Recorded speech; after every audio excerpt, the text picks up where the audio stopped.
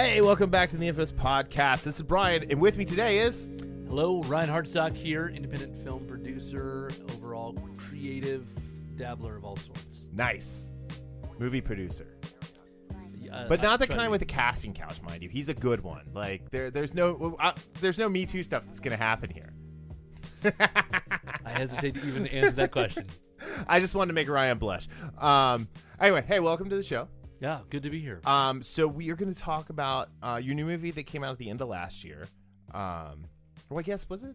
Yeah, it came out in late November. Yeah. Still out and about, though. We're still has not got to the streaming services. So. And we'll get to that. It's on iTunes. It's like $12. You should totally buy it. Even before you hear us talk about it, just pause this, go buy it. Another version of you. Anyway, we'll get to that. But first, welcome to the show. Yeah. Finally, we've been trying to make this happen for a couple months now. Since the fall. It has. It's been a while. Since the movie, before the movie came out. It's like once you hit Christmas, though, let's be honest, everything just kind of goes to hell. Well, I think like during volleyball, we started talking about it. And then... Probably was. And then I think we tried once and something happened. And I had to go around the world. This is true. I had to go around the world and gain 30 pounds in 30 days. Well, I mean... Which I've lost all of that finally. Ridiculous. Anyway, before we get into who you are, why you're here, another version of you, James Lipton died yesterday. And you and I go back. We went to college together. We washed cars at a Mercedes dealership together. And James Lipton was a huge thing we always talked about because our love of movies with Paulie are never that got off the ground to mix in a Genny movie review website. You know, if podcasts had been a thing in 1997, we'd be huge right now. There'd be shirts and we'd be like Dan Harmon holding Harmontown conventions everywhere. It'd have been awesome. I don't even think MySpace was a thing back then. No, none of it. MySpace. No. Dude, the we're so old. The internet had just gotten pictures. I think at that point. I think we were searching on Ask Jeeves about things. Lycos. That was the big one at Miami. That was the preferred browser. Alta Vista. No, you're right. Alta Vista was then the you one. had Net Explorer. You had all these things. Google didn't exist until the end of my junior year in college. So, dial you up on my flip phone. Yeah. I don't even know if those existed yet. No. We're old, Brian. We're so old. Dude, I feel it in my knees every day. So, what was it? You remember the movie Cuffs? With Christian Slater? Yes. It's I was looking for that on streaming services a couple weeks ago, and it's it's not here. And I went to I'm like, well, maybe it's on iTunes. I went into iTunes. It's you own this. I'm like, when did I buy Cuffs? When did I buy a Christian Slater movie? I mean, I'm totally watching it because that's what I wanted to watch. But when did I buy this? But anyway, so James Lipton passed away. He was 93. But he was such a huge influence on us as growing movie fans and kind of dare say movie snobs. When we were younger, we were like, if it's not playing at the Esquire or the Marymount, I don't want to see it. Which is true. So yeah, I mean, we were probably the few people that saw foreign films and didn't have subtitles. Oh, absolutely. I remember when we went to see Pi. Oh my gosh! And we both walked out of that, and I'll never forget because we were both kind of quiet, because it was so powerful. And then it messes with your brain. It's like watching the Lighthouse that just came out with just this last year, and afterwards I felt like I had to wash my brain. That's Pi. Yeah, and then we were both like, the drill, at the same time. It's a Jinx moment. But no, we talked a lot about the inside the actor studio and the craft of acting, and not for us to do acting, but how these individuals took their craft and translated it to the screen, big and small. And it was always really interesting, and they were great conversations. And then we were talking right before we started, how I would pwn all of you guys in 6 Degrees of Kevin Bacon every time.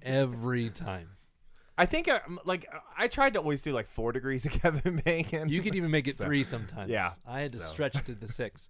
What I love about James Lipton too, though, is that he really intentionally decided not to talk any gossip with anybody. He never took anything that was going on the outside of the craft into the conversation. He was just about the craft, and there were very few people who ever did that. Right. And he got answers out of people that were just, there's sometimes you leave you a little speechless because you realize how much of a crafts person you were talking to. Right. Who would have thought that Will Ferrell had such a craft side to him. But then you'd watch him in dramatic roles, and you'd realize, oh, it's been there the whole time. He just does a really good job doing comedy. What was the one? It was Everything Must Go, I think, was the Will Ferrell movie. Yeah, where that he came got out. divorced and like he was living on his front lawn. Like that was such a cool movie, and I thought that's one of my favorite Will Ferrell movies. Yeah, and it's beautiful to look at. Yeah. So, but then Will Ferrell ended up playing James Lipton on Saturday Night Live, which was the other fun thing because it was like pseudo Trebeckian, like how he played Trebek on Jeopardy, but like much less snarky and more like highbrow. But yeah, it's just it's just sad. He passed away. He was at his home. He had bladder cancer. So I mean, 93. That's a good long life. Had a long life. And like, if you look at his Actors Studio program, and like, there's a huge list of alumni that went through that. But like, probably most notable was Bradley Cooper, because he actually asked a question on one of the shows, and then ends up being the Academy Award winner. Got robbed, I think, for Best Director for Star Is Born, not even getting nominated. So And he was, I'm trying to remember the film he was a producer on for that. this last Oscar season. Yeah. He was a producer on, oh my gosh, my mind is drawing a blank. But whatever it was, I was like, wait, he was a producer on that? So he's really reached out and broadened out. I'm sure James Lipton has encouraged him to keep going because absolutely, it's awesome. So, but all right, so that aside, there was a thing in comics I wanted to talk about, and I'm just going to touch on it for a second because I know you probably don't care or know anything about this. But last week, DC Comics got rid of Dan Didio, who was their co-publisher. So the two head people at DC Comics were Dan Didio and Jim Lee, who you are familiar with that name.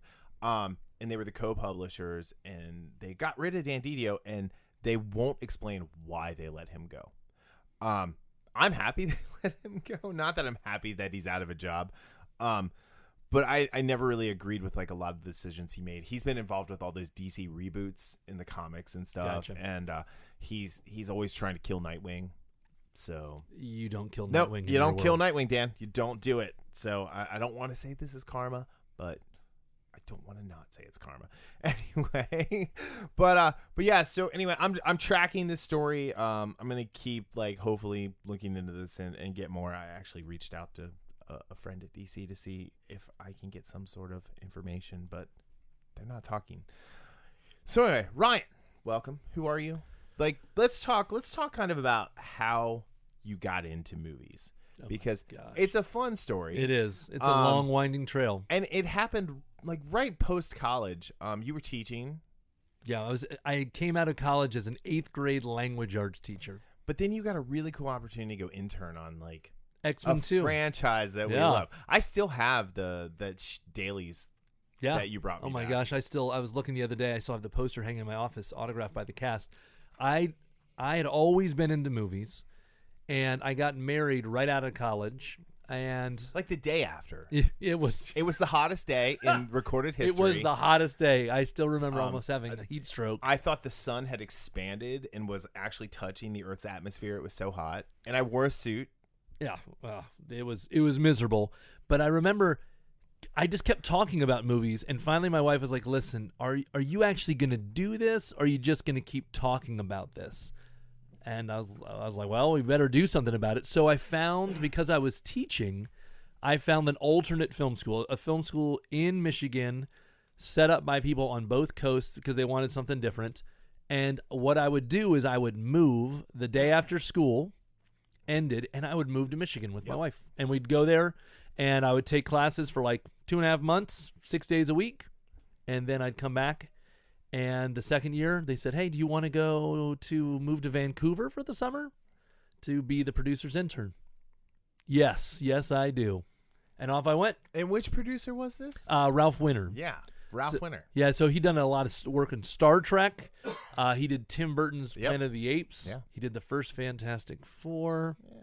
Well, the first Fantastic Four, if we're looking at the three of them, is definitely the best one. Yeah. But, that's like stepping in like dog poop versus like cat poop versus like rabbit poop. That's like saying if you wanted to compare like Taco Bell and Taco John's and say, is that good Mexican? You're like, well, I don't know. I guess they're just tacos. Yeah. But I mean, and going on that experience, I mean, I grew up in the Midwest. I mean, going on to major productions. Oh yeah. Eye opening. You're like, what? They had 6 sound stages in Vancouver. And I met Brian Singer back before he became infamous for other reasons. Yeah. And met him on the first day, and I was next to the camera talking to the DP and everybody else from then on, and I fell in love with the, not just movies, but the craft of movie making even more. The production side of it. I loved it. I loved it. So I guess for people who don't know, one, what does a production intern do? Because I know you weren't just grabbing coffee and things like that. Like Ralph actually was teaching you because of the program you went through. But like, what happens on that side of the camera? Well, what I was doing there, a lot of it was you're helping people in any way you need to. So yes, you're willing to go get coffee if you need to, but a lot of it is, hey, what can I do? Can you help move this or move that? On bigger production, you have to be careful because they're union, so you can't get in some union person's way. But on independent productions especially, you're just out there doing the best job you can to figure out how to make the movie better, but how to add value for them. The weirdest thing is, and most people, because I was the producer's intern, wonder what the heck's a producer. Yeah. Because they're the people that accept the Oscar for Best Picture. And that's, people are like, who is that? That's not the director. Why are they accepting it? And a lot of times you have to explain to people the producer is usually the person from birth to death of a movie. Yeah. So I'm still involved with another version of you, even though it's been like 6 years that movie's been going on. So some directors come in, they make it, they edit it, they're done, and they're on to their next film. But the producer's still kind of in the weeds doing stuff all the way through. Yeah. And so I think that's where I love the idea of empowering people. And so usually the producer's job is to find the most talented people possible, to usually try to be the dumbest person in the room who just gives really smart people opportunities. And so when you say like the dumbest person in the room, I mean, like that's hyperbole. It may be a little self-deprecating, but honestly, I want to surround myself with the most talented people I can find. And here's the thing, a lot of times the most talented people need someone to give them direction, to say, here, go that way. Because they're like, give me a project, give me something to do. And so I will help arrange and work together on budgets, on making sure the script's ready to go, locations, all those things with other people. But then you'll turn loose, say, an art director, and that art director is ludicrously talented, and off they go. Or you'll get an actor who will say, I'd love to act, and you give them great scenes, and there they go. But for me, I could never do that and do that well. And so I love to sit back behind the camera and just watch the magic happen. Yeah. So like, I think like an interesting like producer to look at is like Neil Moritz, who did the Fast and Furious movie. So he birthed the Fast and the Furious, and he's like, it's Point Break with cars, and like that was his thing. And he's the guy in the Ferrari in the movie. I don't know if you know that or not. I did not know that. Yeah, he's like, Ferrari pal. And he's like, and if you ever listen to an interview and someone asks him about that, he's like, yeah, it's the first and last time I was ever on screen. And most of that's true. The last thing you want to be is on screen. So, but I mean, like, he has birthed a gigantic franchise that has literally been kept alive because of, him and Vin Diesel and that sort of thing. But he did like Cliffhanger and like, all these like crazy like movies. SWAT. He's really known for SWAT. He's doing the new Highlander movie. So I'm like, let's see what you got with that. So yeah, it's one of those things though where I think it's a really underappreciated. Oh, I Am Legend. That was the other one. The other big one. That's a highly underrated movie, by the way. Super highly underrated. But like, I look at like, if I see his name in the credits, I'm definitely checking out that movie, except for maybe Bloodshot. But I'm probably checking out that movie. It's like Carl Urban being in a movie. I'm 99% sure I'm probably gonna like it. Yeah, I agree. So, well, that's cool. I mean, that's some great insight. So let's talk. I want to get to the movie, but I want to like delve kind of more into like how you do what you do, and like you have Five Stone Studios that you're a part of, kind of what that is, what they do for movies, because you do shorts, you do commercials, you do client work. I mean, it's a full service production studio, right? Yeah, and I think one of the things that's important for anybody who's in filmmaking for the most part, if you're not in LA or something like that, and even if you're in LA, most of the people don't make enough money and don't stay busy enough to just do that. There's a very select team of people, that I can name a couple of them, that I know that I'm like, wow, I can't believe Drew, for example, this guy Drew who's an AD. Mm-hmm. He's busy all the time because he's working with a very distinct crew of people that do it. But most people, they're making commercials, music videos, animation. I do AR, VR. I mean, you're there to help people make great content.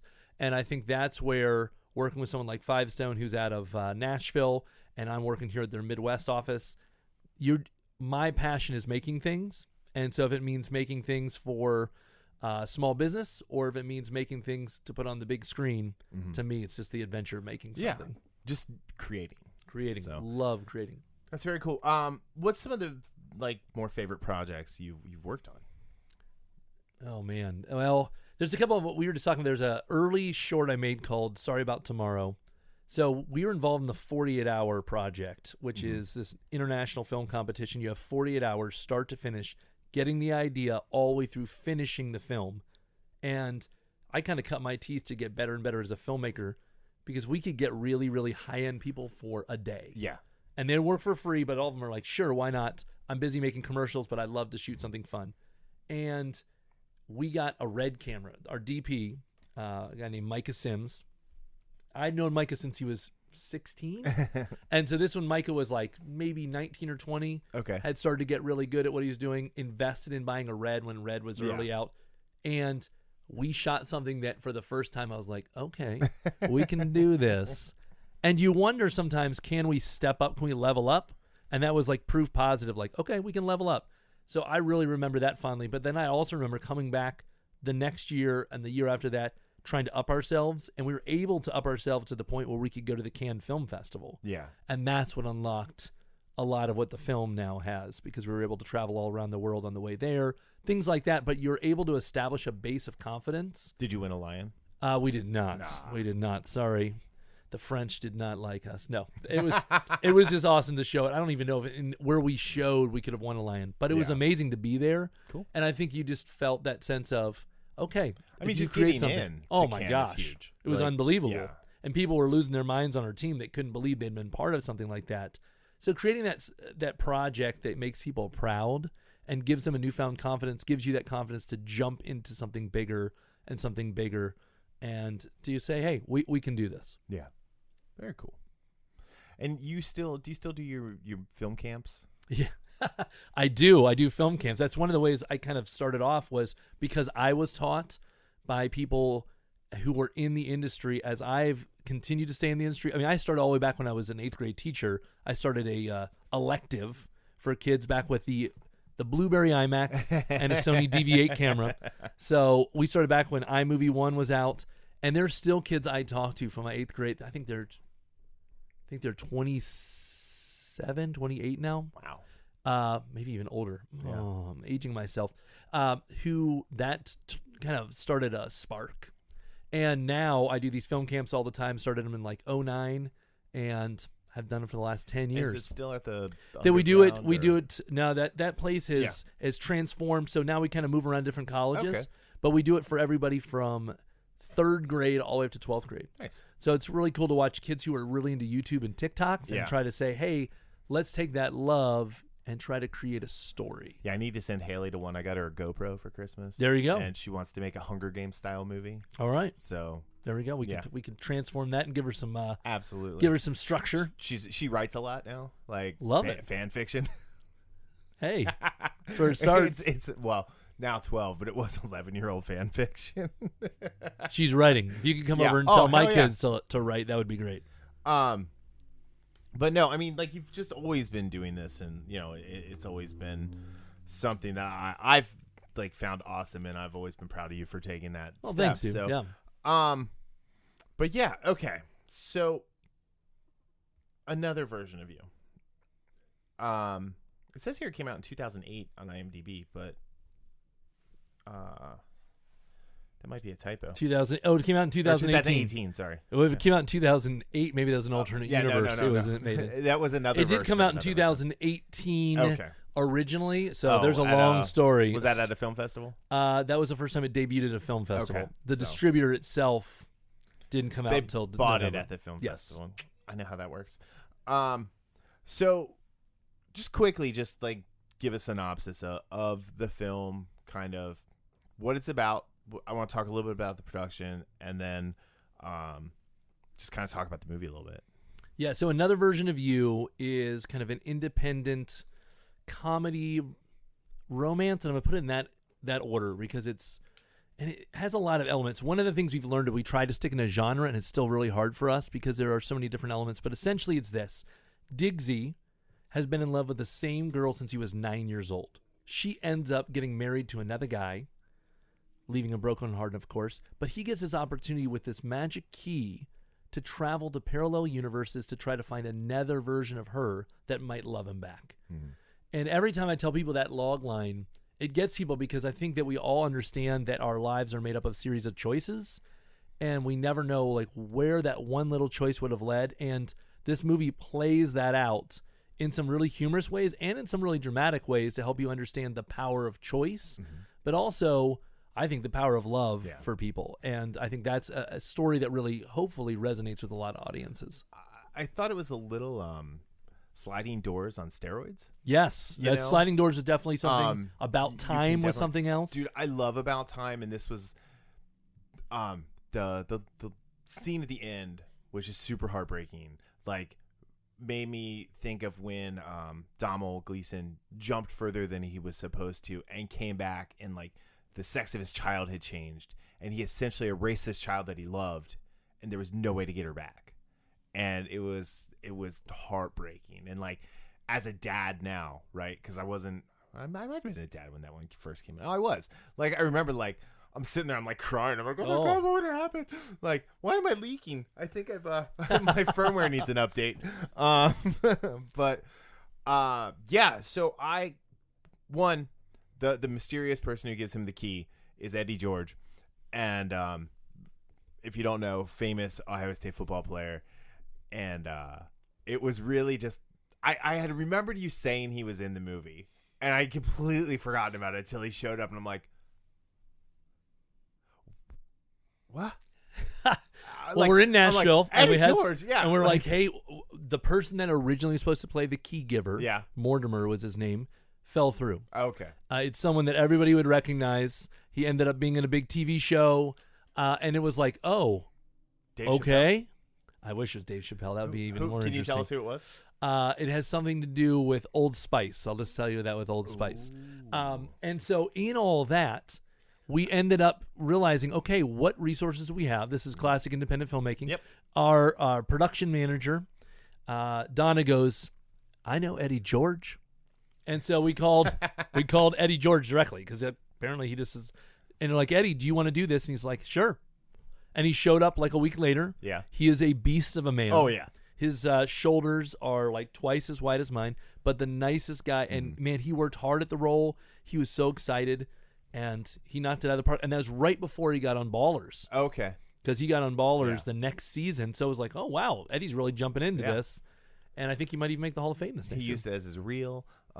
That's right. Well, so here's the funny thing, though. It's like it was Eddie George showing up. But, like, I wasn't like, oh, this is just Eddie George in a movie. Like, he did a really good job. And Eddie has come on. It's been cool to listen to Eddie talk about it in interviews. But for him, he really liked this idea of being a catalyst. Yeah. Because really, he's like when you're independent film, when you get someone big, you only have them for like a day or two because they're so expensive. And you say, hey, can you do this? And he's like, I'm really interested in the backstory. Yeah. And he's even asked us, can we do a short film about Mortimer? And how, because Mortimer tells the story about how he even ended up with this key. And he's like, I want to know more about this. So it was really cool to watch Eddie come alive on the screen. So before moving on from Mortimer, is there the rest of the paper with the instructions? Yeah, there's a lot more instructions. Actually, in the original script, we ran through all the rules, and we said that's way too many. So I paused it, obviously. Obviously, I paused it. I'm sitting at the TV. I'm like, okay. What are the rest of these rules? And, like, there's so many of them. Can he ever get back? And, it was really fun. I thought that was a great touch that he never even explained it. He just handed him the paper, the little parcel. And I think he reads only two of the 8 I think we originally had. And originally he reads 6 of the 8. Okay. And we just thought that was belaboring a point because really we only wanted 2 to play out in the film. Sure. There were other rules, but none of them were important enough to the overall narrative we were trying to tell. And so the main character Diggsy. One, where did the name Diggsy come from? You know, Maki Dapp, who's the writer-director out of Nashville, loves peculiar names. Yeah. So if you look at any of our short films, you can look up on IMDb. You can just go into Ryan Hartsock and see all the shorts. Most of them are almost all done with Maki. He and I have been production partners for years. And he loves strange names. And Diggsy was just one, I think, that pops in his head. I've never met a Diggsy in my entire life. Yeah. The only time I've ever used the word dig is usually when I'm playing volleyball. Yeah. And for whatever reason, though, it really works. Yeah. And no, it does, seems absolutely. to be like it seems to just epitomize his character. Yeah. He's a Diggsy. He is 100%. a Diggsy. But yeah, it's like when we were talking about these strange names, it's like the old Elmer Leonard story about Raylan Givens. And he was writing the short story Fire in the Hole, and he was at a convention and he was signing, and a kid came up and Elmer's like, "What's your name?" And he's like, "Raylan." And he goes, "How do you spell that? You're gonna be in my next book." And like that's how Raylan Givens got his name. Like, it's just and now like, you couldn't imagine it being any other name. Well, and you could never imagine it being anyone but Tim Oliphant. So yes. The Tim Oliphant Walk. God, I love that show. That's like top 5 shows for me. Top 5 all time. And it's all on Hulu now. I don't know. I did not know that. They launched the FX part of the Hulu app today. So it just came out today. Huh? Yeah. So like, what's today? The 3rd. Yesterday, the 2nd. So like, all the FX series now live on Hulu. Oh, I was just looking at when the new season of Fargo is coming out, which is coming out soon. I gotta watch season 3 still. Oh yes, you gotta watch season 3. But Nip Tuck is on there. Oh my gosh, I was thinking about that the other day. I know we're on like a divergent here and we'll get back to the movie. But I was sitting there looking at it and I was like, I needed to watch the last season of It's Always Sunny as well. So I just kind of started that and it was going while I was working today. But I was like, can I watch Nip Tuck in this environment today? Is that like I mean, that it's pretty bad, like as far as the way those two characters treated women, and people and wives and children, and it's like it is interesting. There's quite a few film and TV shows that you look and go, yeah. I think that storytelling itself has evolved alongside of culture as it's evolved. But I think if you go watch it and you then like tune into American Horror Story, you're gonna look at Ryan Murphy in a whole different way and be like, wow, you have grown.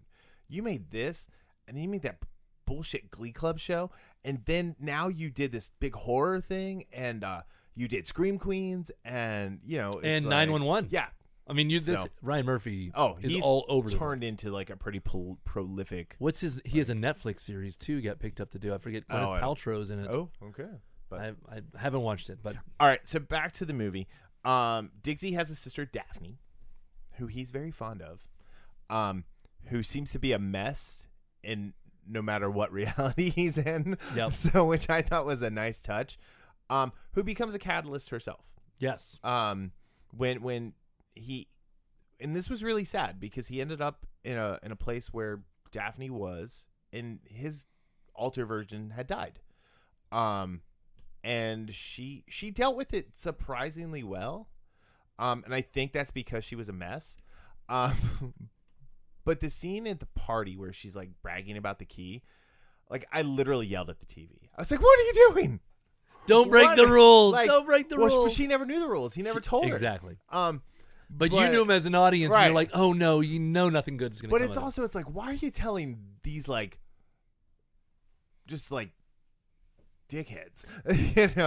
Like you got to tell somebody, I guess. And then, the guy takes the key from them, and I thought he was gonna leave. Like, it's like, is he gonna leave them here? Like, it was a really great like tension in that scene. And then when Diggsy pushes him through the door and closes, I'm like, I did not see that coming from him. But he's defending his sister. Well, not just that, but he's protecting the key from someone who was not going to use it for something good. And I think that's it's the power of.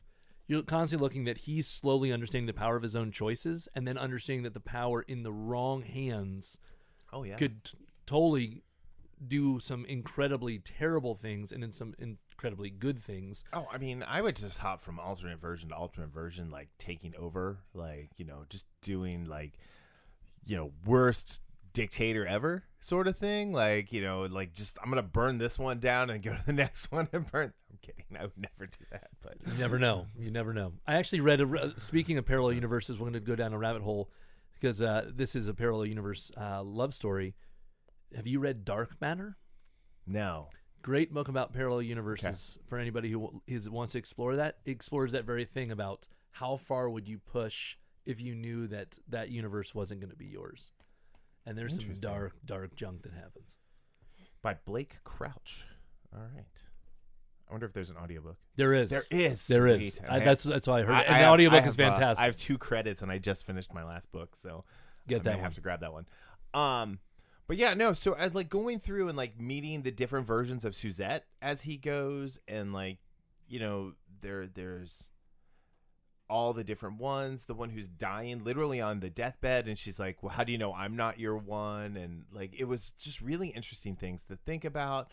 He leaves Daphne with a version of Suzette. And there's and Suzette, who's been this girl he's been in love with all his life. I think that a lot of us realize that there are certain people in our lives that we always, when we were young and dumb, that we still remember. You idealize. Yeah, and I remember there was this girl in 5th grade. Her name was Kelly.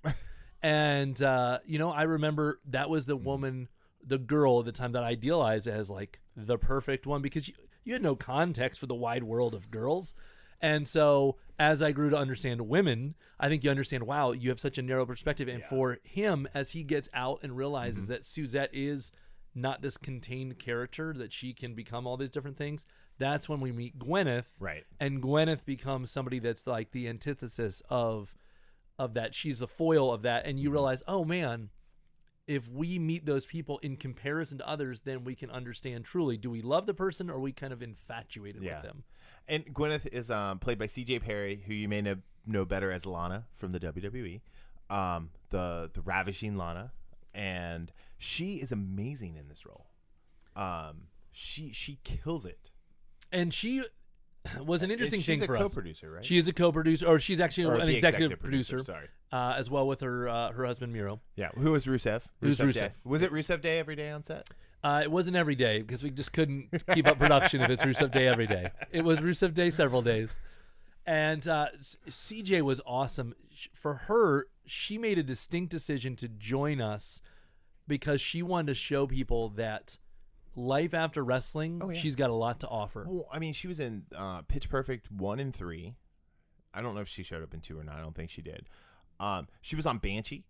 I think she did a multi-episode arc or maybe just one. I don't know. I didn't watch a whole lot of that show, but I just remembered seeing her on that.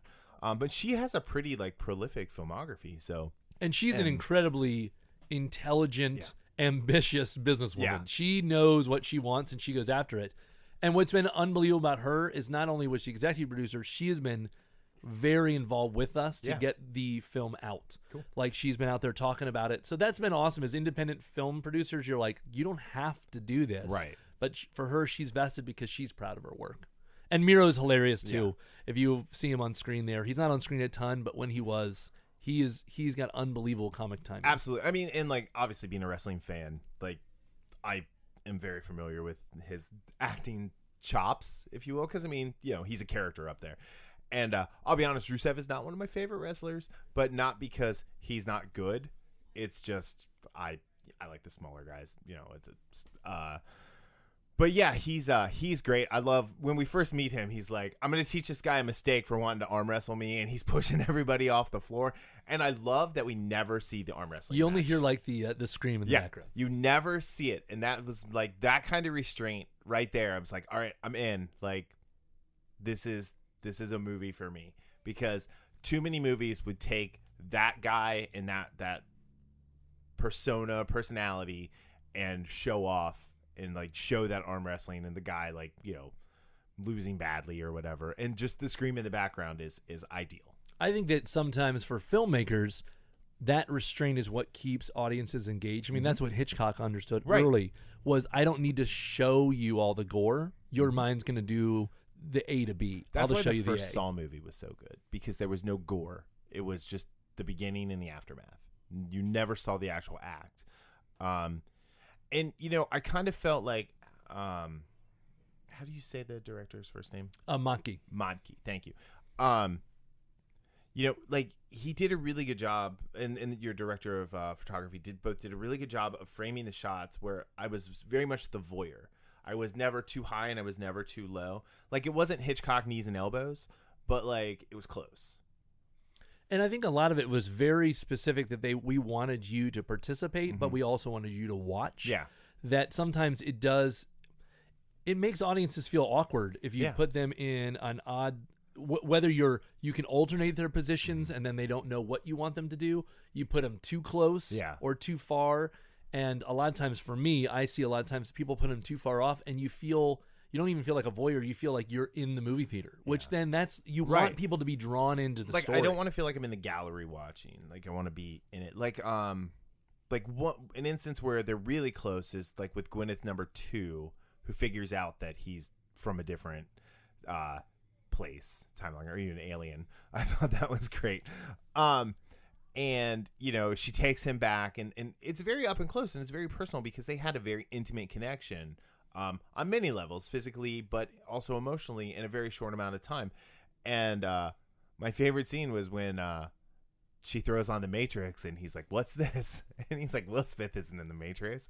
And she's like, "You mean the guy from Bill and Ted?" And it was like, you know, and even Bill and Ted's name is different. And there's small little things throughout the film like that I think only a select group of people will get the parallel universe comparison. But I mean, knowing that Will Smith was originally supposed to play Neo, exactly. Like, I was like, okay, like I wasn't sure if that was your hand or not. But that was Maki's hand, but there are several moments like that where we're hinting at just small turns in the universe can make it very different. So for like somebody. Sliders, that was another great like alternate universe show that did that. And it got to the point too where like his gate always creaked, and his mom had fixed it while he was gone. So he actually got home like halfway through the series and then left thinking it was the wrong universe.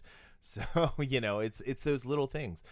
Yeah. So I like his journey. My actual favorite part was when he first had the key and he's walking in and out of doors through like just various hallways and various cities, and how like it was really interesting. The key wasn't like constraining him to one space. It wasn't just in Nashville or Cincinnati or Seattle. It was all over the world. Like the door was the key was literally a gateway to anywhere in the world. And like when he stepped out onto that beach, and it's like, this is cool. This is really, really cool. It's like kind of like the time travel, which, you know, I hate time travel. Because there's so many rules for time travel and no one ever follows them. And it's like, you can't do time and space. Like, you have to, like, if I hit a button right now and send you and I back to you know, 1998, like, this desk isn't here. Like, we're probably like on a bed or something in this room, and there's a family like, what are you doing in our house? Well, I think one of the things that was interesting with the film, because we're in so many different locations, is people kept saying, are you CGing things? Like, where are you? And that's on the way, as I said earlier, that we went to Cannes. Yeah. We asked, once we found out we were going to Cannes, we asked 15 people of our crew if they wanted to go to Cannes. Mm-hmm. And then on the way, Christopher Wente, the main actor who plays Diggsy, he has a cousin who lives in Reykjavik. Yeah. And Chris is like, well, I have a cousin there. Why don't we film in Iceland? Yeah. I mean, who's going to say no to Iceland? No. So we went to them and we literally said, listen, would you be willing to come with us? And we put a little Kickstarter out, raise a little bit of money, and enough to rent gear, enough to rent vans. And that's where we got a lot of that stuff, is where we filmed on the way to Cannes. So we filmed in Reykjavik, and then we filmed down in Cannes, and then a little place called Ez that's over near Monaco. And so that's where that beach scene came in. In regards to why he moves around so many times, there is a slight rule underneath that we followed. Was the idea is that the door itself is guiding him to places to help him see his future. So it's not going to randomly transport him back to the same spot if Suzette isn't in the universe at that spot. Yeah. So he kind of follows her around. But we definitely early on had to tackle the idea that we had to be very loose on rules.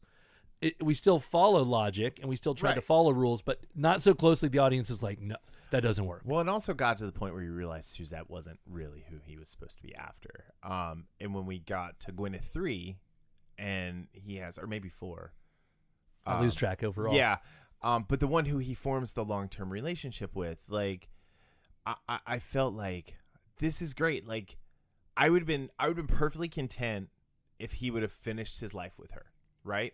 and we would have gotten to see him get over Suzette and like have a family, and like it was this really idyllic, happy ending. But that wasn't in the cards. That version of Suzette, who was essentially the Diggsy of that universe, who had been pining for him since they were 8 years old, came into his life. And, you know, it was really great the way Christopher did the confusion and the turmoil of seeing this girl who he wasn't in love with anymore. He really wasn't. And he was trying to get some form of closure for himself and let her down so she didn't have to go through what he went through. And then it just blew up in his face. And I think that's one of the important things for us in all of that, or at least the way I read into that, was that we all get to moments like that where I think that Diggsy's biggest weakness in the whole thing is that he lied. Yeah. And once he got caught in that, it wasn't that he was trying to do anything devious. Mm-hmm. He wasn't trying to cheat on anyone or anything, but he did let that little moment of that possibility and like, I really want to just figure this out, creep in.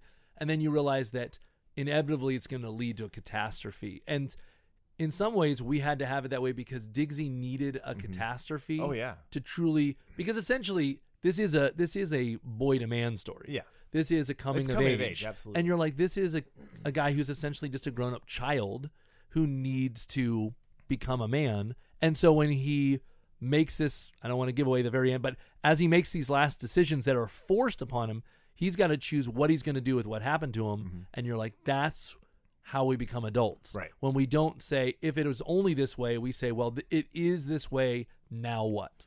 So you look at the version of him when he's kind of early on in his travel, and he's married to his sister's college roommate, and she hands him the baby, and he's like holding it straight out. He's so awkward. Like, what is this? That's like before I had kids, and someone would hand me a baby, and you'd just be afraid you'd break it. You'd be like, He has no idea what's happening. He has no idea he's married to her. And then she's like, are you stepping out on me? And she seems surprisingly okay with that. Like, she's like, are you stepping out on me? Because, like, let's make this happen. Like, you know, not like, you go do that. I love when she leans in and smells him. It's like, that is not the cologne I gave you. But there's continuous moments where you can see where he'll get in a universe and he'll be oriented for a little bit, and then all of a sudden one thing will completely disorient him. Yeah. And I think we all have that sometimes where we'll run into someone we've known for a long time, and we'll think of them like they were 10 or 15 years ago. Right. And they'll say something that will disorient the conversation. You're like, I don't know where to go now. Yeah. Hey, it was really good seeing you. And then you move on. And I think Diggsy has some of those moments where he's like, I don't know what to do now. I have the key. I'm out of here. And you realize as he expedites that travel through the doors, he's stunting his growth in some ways. And as he stays longer, he grows more. And I think you can correct me if I'm wrong, but like the way I read that is his circle was so small. It was his sister and pining for Suzette. And that was really it. He didn't have a lot of friends. At least it didn't seem like. He wasn't especially social. He was just kind of an awkward guy who had never gotten over his 8-year-old crush. And I think that's what Chris does such a good job bringing to the role, is that reluctant hero where he doesn't really know what to do next. Like, this is in the girl he's been in love with. Now what do I do? Right. And it scares the crap out of him that he realizes, I don't have anything else, right? I have my sister. She's telling me to move on. Yeah. And I don't know what to do next. And so when I get this thing, I might actually go do it. Telling him to move on, and then literally pushes him out the door, never to see him again. I don't think she realized what she was doing. I don't think she had any clue. And I want to go back and have a version of watching her melt down, realizing what she had just done, and like, wait a second, like opening and camera stays on the other side of the door, and you're she like, opens and closes that door like 7 times, like, Dixie, this isn't a joke, you have to come back. But I will say, and I don't want to spoil the ending either, or well, the ending, but like, that big climactic scene, I literally went when it happened, and like my heart broke, like literally for both of them. And we had a screening out in LA back when we were trying to, you know, the dark end that no one tells you about independent filmmaking is trying to sell your film. Yeah. So we screened it out in Beverly Hills, which sounds way sexier than it actually is. And we invited all these people from different Netflix and Hulu and HBO, and they actually came, which is really cool because CJ has some clout in that world. And I remember we're sitting in the theater watching. We get to that moment that happens, and all I hear is this one executive next to me go, oh, fuck. And we all kind of turn and look at him.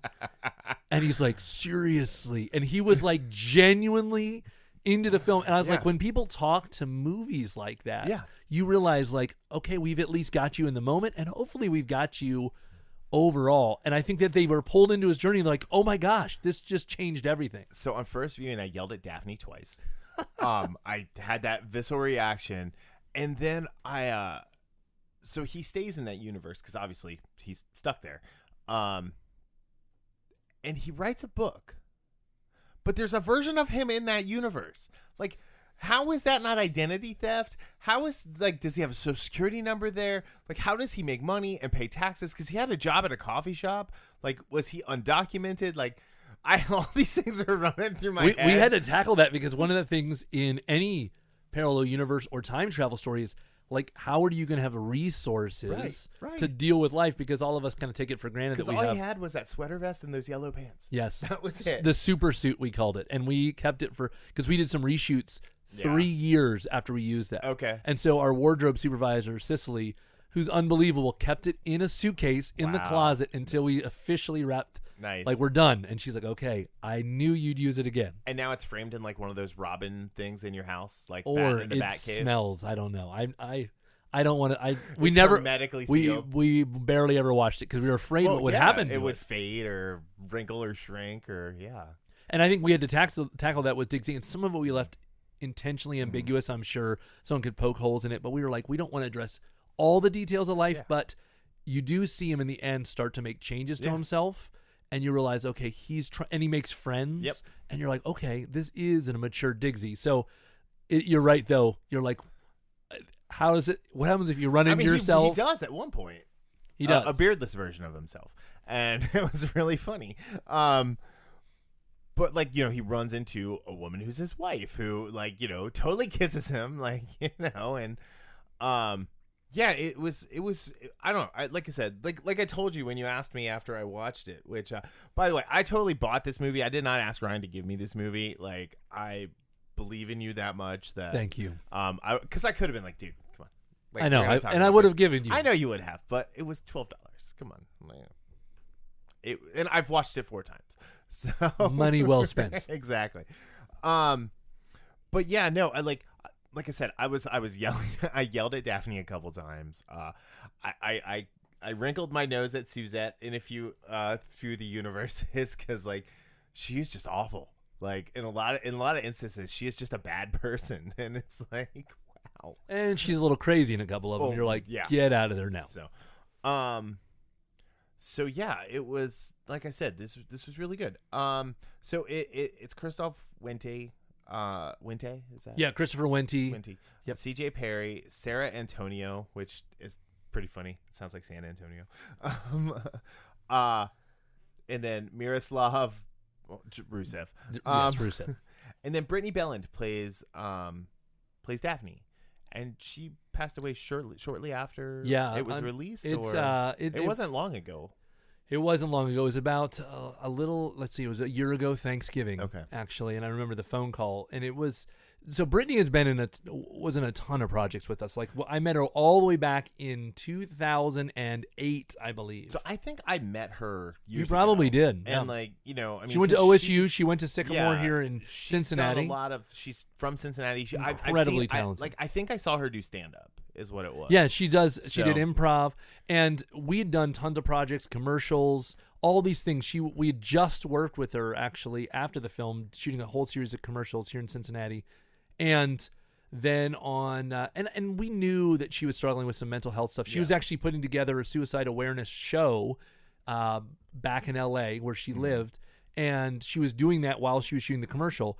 And so then the call on Thanksgiving, when we got that we realized that she had died from taking her own life. And that was something that it was, man, it's one of those moments that you feel like you're frozen in time. Yeah. And so, yeah, it's been heartbreaking. That's been really hard to lose somebody who was such an intricate part of that film, but also somebody who was such an amazing person. I have so many memories with her. We had houses over where we housed all our people, and we were all, and I remember several times sitting around the kitchen island with her and Sarah and Matki and a couple others and those conversations. And then, also the tragic thing was our head gaffer, Scott had died as well. And he just passed away this last, I want to say 2 months ago, maybe. Wow. And so it's been really hard as a crew to watch these people that we spend so much time with that have passed away. So it's been a very bittersweet ending to the film. And in the film, if you watch, you'll say in memory of Brittany at the end. So, yeah, I didn't mean to bring that up. But no, that's all right. It's really important. And I always like to pay her tribute because she's such a talent. And Daphne was a ding dong, but like it's because she did such a good job. She's incredible. And the reason I was yelling at Daphne was not because like Brittany was doing a bad job in the role, it was because she was so convincing.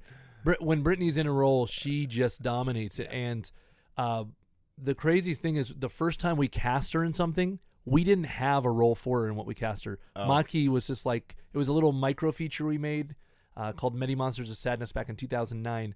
And Matki wrote a role for her because she was so good during auditions. He's like, I have to include her. Yeah. And that was the beginning of an amazing relationship with her.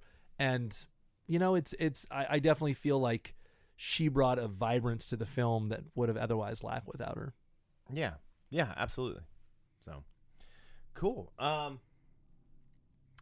So, on a lighter note, you were totally dressed what I think a movie producer looks like. You're wearing your REI vest. I think it's an REI hat. It might be an Eddie Bauer hat. No, this is cool. This is a KUHL. It's a European outdoor company. Anyway. I am dressed, thank you, to try to look professional for this podcast. I'm wearing a T-shirt that says Infamous Podcast and Kratoan, the new language from the X-Men comic book. And we'll reserve comments. Well, that's all right. I have another one that says Infamous Podcast in Arabic, which is the language from Star Wars. So, I do not have anything that says REI in either of those languages. I apologize. Well, so, we have merch. So we have shirts and stuff. And I am friends with the guy now who makes our shirts. And I'm always like, I sent him the other, probably 3 or 4 weeks ago. I'm like, hey, can you just make me this? Because I have one that says "This is the way," and then it's got the podcast logo on the back. I was like, can you make me this and this? And I want it in these colors. He's like, yeah, absolutely. I gotcha. So, and then he made me this one for to surprise me. He mailed it to me and everything. Because normally we meet for lunch and I'll pick up stuff. Let's be honest. You got some nice looking merch. There's some really shitty looking merch out there. I don't know. I love T-shirts. This is just, I'm gonna touch your T-shirt. It's super soft. It's soft. It's a soft T-shirt audience. So, it's a maroon. Yeah, it's awesome. It's very nice. It'll be up on Flying Pork Apparel next week. There you go. Literally, in a bunch of different color choices. I just threw you a softball for that pitch. But no. All right. So, what's next? Another movie, more shorts. Obviously, commercials that pays the bills. Yeah, right? so, yes, that's right. There's a lot of little things that pay the bills. A couple of things. One, I optioned a book series, and I have a pilot script written with that, and it's a family adventure. I love the outdoors, hence why I'm wearing a vest. Yes, but I love the outdoors. I wear a North Face vest everywhere I go, so I really can't talk. I do like the vest. Plus, it can hide, the dad bod a little bit. But it's a national parks. Okay. It's kind of like I'm trying to think what would probably be a good equivalent if people have seen it. Just Add Magic. If you've seen it on Amazon Prime, it's an all girl cast, but it's a fantastic show. But I really feel like a lot of times. Are you saying that like an all girl cast can't be good? Oh no, I'm saying it's kids shows. My boys actually love that show. I loved it too, and yes, thank you for putting me on the defensive. But one of the things I think lacks is that there are not those kind of crossover shows from like Disney type shows into kind of those more mature shows, and there's like a purgatory in there. Yeah. And I'm like, there can be really good storytelling. Like the YA thing? Yeah, like Lost in Space kind of filled that space. Gordimer Gibbons, series of Unfortunate Events filled that space. So there's only a handful of shows that kind of fill that space. So I'm trying to develop something in that. And then I also have another producer who I talked to. We're looking at a potentially period piece. And then there's another project that I cannot tell you anything about, but it's super fun. And it could be really cool. We're actually having a coffee next week to talk about it, Brian. You can tell me when the recording stops. There you go. Because now I'm really curious of what the period is. I'm setting you up for your next episode. If this is 226, that'll be like 350. Then we'll come and talk about that. Sweet. Wow, that's assuming I'm still going to be doing this in another 124 episodes. Probably. It's my favorite hobby. Hey, then we can come out. You have new merch. Yeah. In different languages. And I'll probably be wearing a vest still. Probably. So, no, I've been rocking just like because it's been getting warmer. I'll just do the North Face vest with the short sleeves. And then I've since stopped wearing winter gloves and just wear a pair of mountain biking gloves, full-fingered mountain biking You're not gloves. wearing biker shorts, though, with that, are you? Oh, God, no. No. I wasn't sure. Never, ever, never. You never know these days. Long, flowy shorts, like Fat 5 length, I mean, come on. Okay, so I've been going to the gym a lot.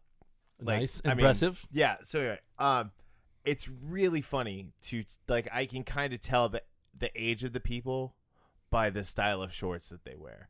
Like, the really older guys, like, they wear, like, khaki shorts.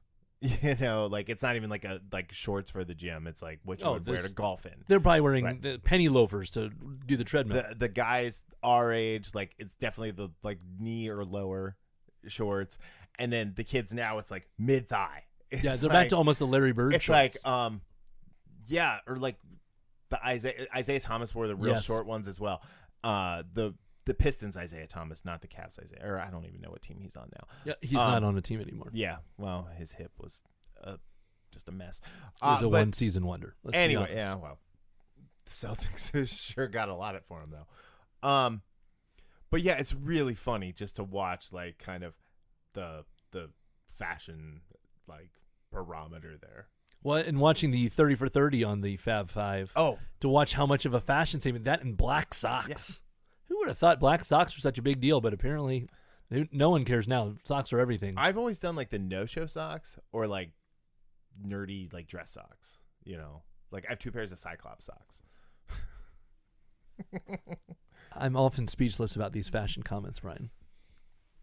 You've known me for over 20 years. I have this idea in my head that feels like one of those people that you used to slide different outfits. You could keep the top and rotate the bottom. All right, one, I pretty much dress the same way I did in college. I don't own a suit. When I go into the office for work, it's like a sweater and like a collared shirt underneath, but it's not a button-up collared shirt. It's like a golf shirt. And when you get home, you just throw that off because you're back in the t-shirt again? Oh, absolutely. It's like, do you ever watch the Goldbergs? I've watched some of it. It's like Murray Goldberg walks in and takes his pants off. I'm like the shirt comes off. So I'm down to a t-shirt.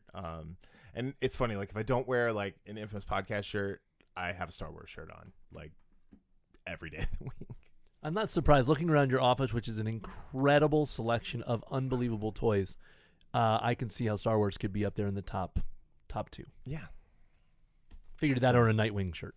Yeah, Nightwing, Cyclops, Batman Beyond, R2-D2. So, but no, I'm working on my. So I have to, like I was telling you, I'm going to redo this office, and I need to take everything off of this wall, and like I'm terrified to do it. They look great though. They got a lot of amazing artwork up here. So, and that's not even all of it. I have a big pile of it in the corner. Wow, he's got an art gallery literally sitting over here. Anyway, but yeah, all right. So where can people find you online? For the movie thing, IMDb is the the gospel of movie making. So you can kind of see the breadth of work I've probably done, for good or for bad. Some of it, you just go, well, this is the evolution of me from where I've come from to where I am. You can find me on the. I don't do a ton of. I don't do much social media anymore. Gotta be honest. The only thing I found was your Twitter because I didn't want to share your. Yeah, Facebook but half the page. time with Twitter, I don't even do much on it. It's like once people in a while. can go follow you there. They can go follow me. I do some Instagram, but really, to me, obviously, I want people to see our work because I feel like it's a great representation of our passion, and you can see another version of you on tons of platforms right now: iTunes, Vudu, Google Play, Amazon. But it's not streaming yet. It should be streaming within the next 2 months. Oh, cool. Don't wait. Buy it. Like, seriously, it's that good. Go buy it. Support independent filmmaking. Yeah. Absolutely. And maybe maybe could you make me another version of you in your crustacean language or whatever it was? I can ask. Okay. Yeah, that'd be pretty cool. But it's gonna have podcast logo on the back. That's all right. I'll gladly. It's like wrapping my car. Yes, I will do that. Wait, I can wrap your car in No, podcast logos? No. Yes. People are already out there working. That's a big car. It would be. That'd be a great. I have a bumper moving billboard. I have a bumper sticker for you. Anyway, all right. Well, hey man, thank you for coming in. Oh, thanks for having me on. Great. This has been awesome. It's been a long time, like since we've actually caught up, and we used to go see everything that came out Before we had children. good, bad, indifferent. Like Ryan was it was I either went to the movie by myself or I went with Ryan. So I still go to the movies by myself sometimes. I love going to the movies. I actually prefer going to the movies by myself than going with people. Well, and there's only certain people I can go with to the movies because I've found certain people always ask you questions, and I'm like, this is what the movie's for because it answers the questions you're asking. You have to watch, and they will tell you. And if they didn't tell you, it's a bad movie. It's a bad movie. There you go. There you go. But I don't know. Well, thanks for having me on. I appreciate it, and I appreciate you liking the movie. I did not pay him to endorse the film by any means, folks. By the way, I will invoice you for the 12. All right. Hey, guys. Thank you for listening. This has been awesome. You can find the Infamous Podcast online at Infamous Podcast on Facebook, Twitter, and Instagram. We have a Patreon. It's patreon.com/Instagram. If you're not listening on Spotify, I highly recommend Spotify. If you're listening on iTunes, a 5-star review would be great, and it can help us move up in the rankings and get more awesome people like Ryan in here. Same thing with the Patreon. There's 2 tiers. There's a small tier and a big tier. Each one comes with a certain perk, and it will really help the show greatly and help me grow. Did they get a T-shirt? Yup. That sounds good. And you get to pick your shirt. You get to, it's whatever shirt is in our shop. You get to pick which one you want. It sounds like a good deal. And you get the size, and yeah. That's awesome. But you have to be a patron for a certain amount of months to get the shirt. So it's like, you can't just get it. Yeah, you're like, wait a second, you can't cheat. You got to help out. So that makes sense. But yeah, our music is done by Michael Henry. Check out meetmichaelhenry.com for more. And yeah, so we'll be back next week with we're doing a collaboration with the Everything is Permitted podcast. So go check out Julian and his group. They're pretty awesome. Their Birds of Prey review was pretty great, which I'm gonna try and go see before he comes on, just so I can actually talk about it, but I probably won't because I was waiting for that to hit HBO. So anyway, all right, on that note, wherever you're listening, have a great day, night, evening, weekend, alternate universe, whatever it is, and we'll see you next time. Later.